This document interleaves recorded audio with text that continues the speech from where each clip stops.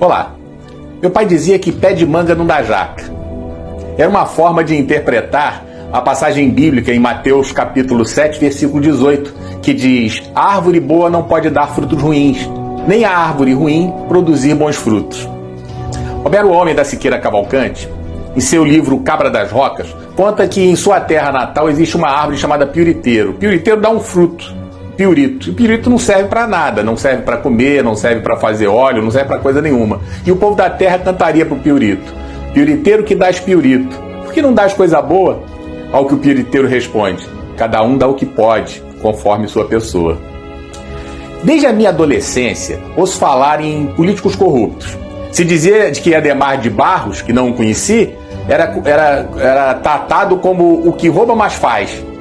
Tem uma história que narra um assalto na casa da amante de Adhemar de Barros. O político era famoso por sempre estar ligado a esquemas de corrupção e desvio de dinheiro em praticamente todas as áreas possíveis. Provavelmente foi inspiração para o Sérgio Cabral. Ou podemos recorrer a outra máxima antiga: a história se repete. Bem, em 1969, a amante de Barros, Ana Guimol Benchimol Cabriglione, também conhecida pelo codinome, entre os dois, de Dr. Rui, escondia um enorme segredo em uma mansão no bairro de Santa Teresa, no Rio de Janeiro. Na casa estava guardado um cofre contendo uma alta quantia de dinheiro. Por mais que fosse uma confidência entre os dois amantes, o esconderijo do dinheiro não se manteve secreto por muito tempo.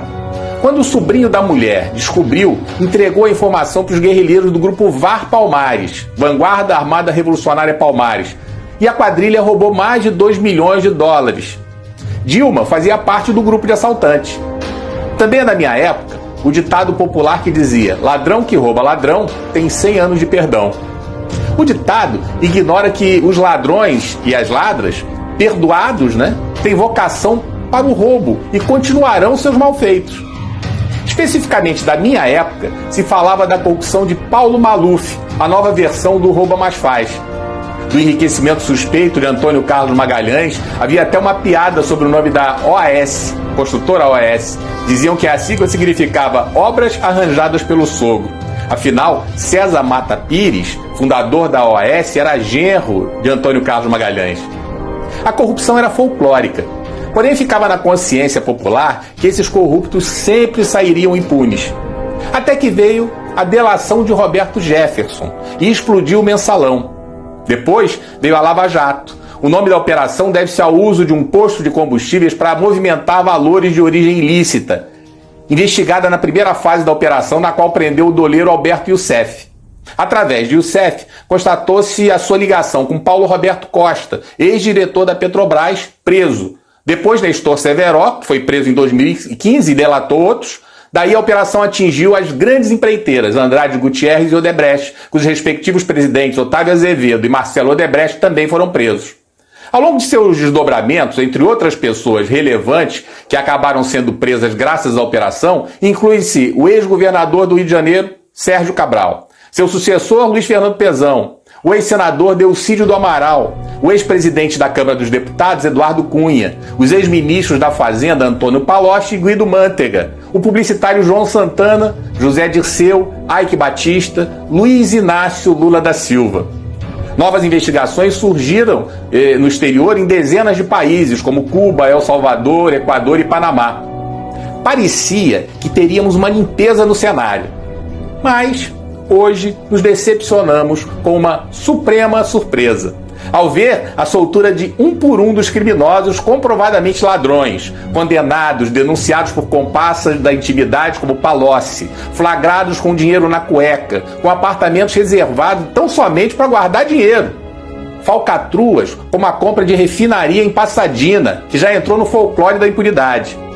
Mereceu uma CPMI e o presidente da comissão era um senador, que agora virou ministro do Tribunal de Contas da União e foi denunciado recentemente por corrupção e lavagem de dinheiro pela Operação Lava Jato. E que na época ele cuidou, quando senador, cuidou de varrer a sujeira para baixo do tapete. Seria surpreendente se a denúncia avançasse e ele fosse punido hoje. É com suprema decepção que constatamos a suprema impunidade, blindando o Botafogo, o amigo do amigo de meu pai, o Alcolumbre, o Temer, o Fernando Henrique Cardoso, o Aécio, a Amante, o Lindinho, o Lulalau, o Barata, o Izé e a família Marinho. Uma suprema tristeza se abate sobre o povo brasileiro, que acreditou que finalmente o crime não compensaria mais. Os corruptos nadam de braçadas num supremo mar de lama, onde a suprema vagabundagem se refere ao voto da maioria como tirania. Ou seja, democracia é ele, o Rei Sol, o centro do universo, pelo menos no universo do submundo, submundo supremo, supremo bueiro, suprema sarjeta. Hoje, sabemos que desembargador que desacata a guarda vai ser chamado na chincha. Ricaço que maltrata PM vai responder. Moleque que maltrata entregador de pizza está ferrado. Até a Globo vai ter que responder por suas falcatruas, pelo menos nas redes sociais. Fora delas, é pouco provável.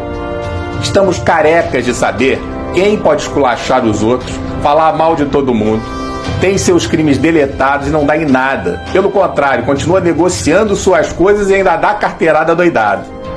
Um supremo tirano, uma suprema picaretagem.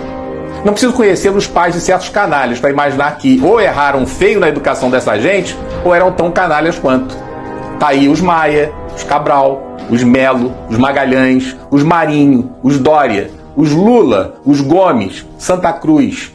Como dizia meu pai, pé de manga não dá jaca.